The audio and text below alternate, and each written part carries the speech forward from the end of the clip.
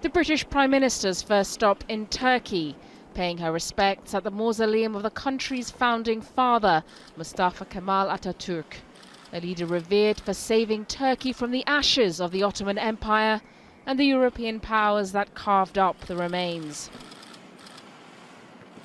Then, back to business in what's been a busy weekend for Theresa May.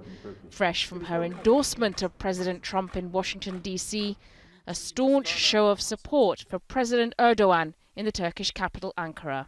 Turkey is one of the UK's oldest friends. Our relations stretch back over 400 years, but there is much that we can do in the future to build on that relationship together. And so far, it appears to be working.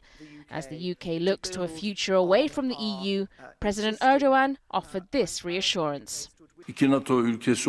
As two NATO countries, we always stand in solidarity and work in this manner. We discuss the joint steps we can take together, particularly in defence cooperation.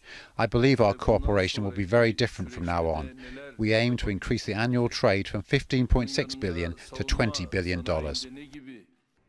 Turkey is an important, if complicated, ally for the UK, much like the UK's other ally across the Atlantic. The fierce criticism of President Trump's ban on travellers from Syria and other Muslim-majority countries entering the US is a poignant issue, one that is keenly felt in Turkey, a country that spent $26 billion sheltering refugees. There are 55 million refugees in the world. The number of countries who are members of the United Nations is around 200. The number of refugees make up to more than 50% of their population. Therefore, this problem cannot be ignored, and it cannot be solved by building walls. Also, as two NATO countries, another major issue was discussed: security and the establishment of Turkey's fighter jet program by Britain's BAE Systems and Turkish Aerospace. A deal that's worth $125 million. Other European countries may have criticised President Erdogan for his crackdown on the country's institutions following last July's attempted coup. But for Britain, it would appear that it's business as usual. Sonia Gallego, Al Jazeera. This is the new normal, heavily armed soldiers weaving between tourists and locals in the French capital. Across Europe, countries have beefed up their security as scenes like this have become increasingly familiar. In the last 2 years, there have been major terror attacks in Paris, Nice, Brussels and Berlin, and experts warn the worst is still to come. We know that the future will be very dark because the best fighters are not back yet. They are still fighting in Syria. Some of them are being killed, but not all of them, and they will eventually come back. These tough fighters will not only be able to strike by themselves because of their military abilities, they will also be in capacity to instruct young people who are willing to fight us, but who didn't go to the Syrian military theater. I think that it's only the first wave struck us, but it's only a beginning. This is the Bataclan Concert Hall in Paris, where 90 people were killed by Islamist extremists.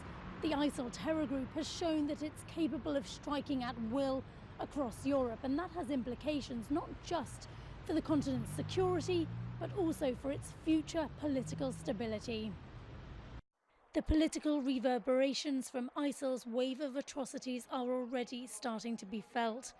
Last week, leaders of Europe's most formidable nationalist parties came together for what they described as a counter-summit designed to outline the Europe of tomorrow. The star of the show was Marine Le Pen, France's far-right leader, who is leading in the polls ahead of April's presidential election. I have already said it in France, but the remark has to be repeated everywhere in Europe. We're experiencing the end of one world and the birth of another. Analysts say destroying liberal Western democracies is exactly what ISIL wants. They can kill people in Europe, in Berlin, in Paris, in Brussels. Yes, they can do it. They will probably do it again, unfortunately, but they can't win this war. But the political war is diverse, yes, and they can influence the political games. They can give an impetus to those political forces, can be extremist forces, asking for a more severe answer, for a more maybe authoritarian stand from the national democracies of Europe.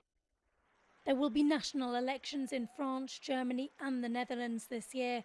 And while the prospect of right-wing nationalists exercising real political power in Europe may still seem far-fetched, the longer ISIL is able to maintain its terrorist offensive against Europe, the more likely it becomes. Kate Parkinson, CGTN, Paris.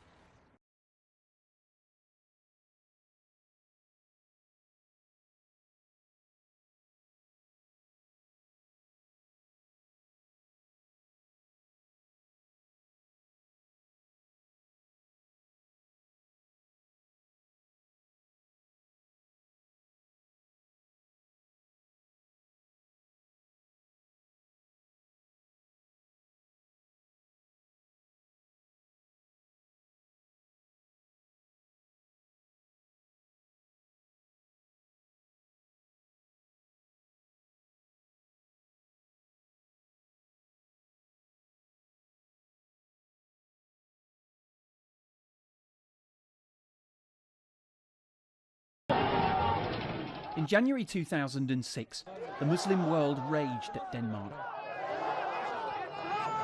One of its newspapers had published cartoons of the Prophet Muhammad, idolatry forbidden by the Quran, free expression permitted under Danish law.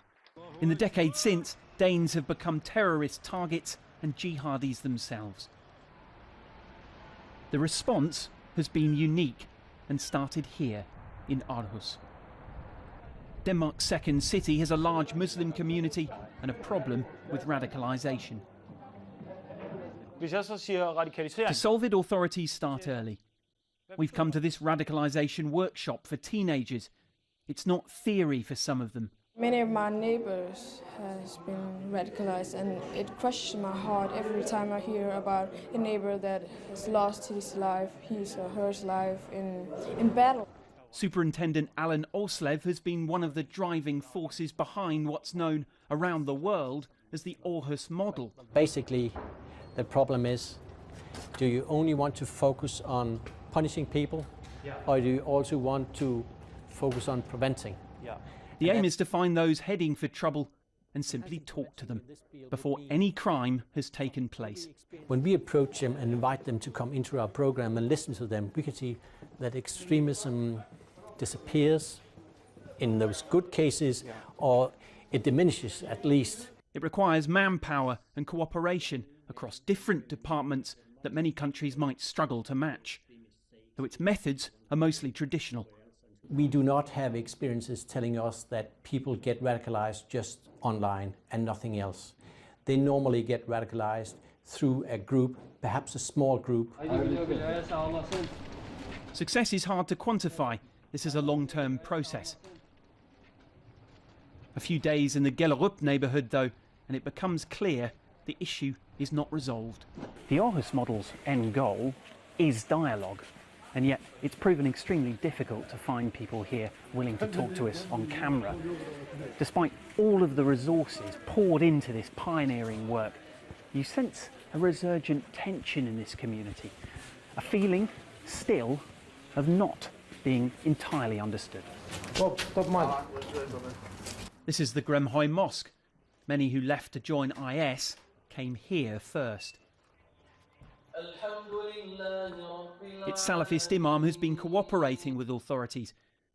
Osama el-Sadi's views are highly controversial. I don't talk about the Islamic State now. I talk about the idea of caliphate, yes. But he is a direct link to a radical scene authorities want to reach. Al-Sadi's commitment to the process seems to be flagging. When we start this project, it was a security situation, and we have to try to talk to the youngs and make some difference. But now it's a big thing. Now it's a war, and the decision have been taken from the big countries, and they want to make this war anyway. I've been living here since the 90s. Yeah. It's about 27 years. Mohammed Hassan runs a committee that includes parents who've lost children to jihad. Hassan too is losing faith. Is the Aarhus model working? No. He believes giving al-Sadi a say adds to the problem. Is it your impression that there is still a risk or a threat in this community, that there are people who would still look to be harming others? Yeah, there are. You think it's a real threat? Yeah, I think it's a real threat, but the threat it's impossible to see. The project's co-director tells us any exclusion could be dangerous too. The greatest enemy is to make polarizations between groups of inhabitants in the same country. You have to make people together to make dialogues, so you know each other's opinions. Yeah. That understanding is present, but still has limits. After 10 years of talking, Denmark back in the days took them in as they were their own. Some in this community seem to want action more than words. Guy Henderson, CGTN, Aarhus, Denmark.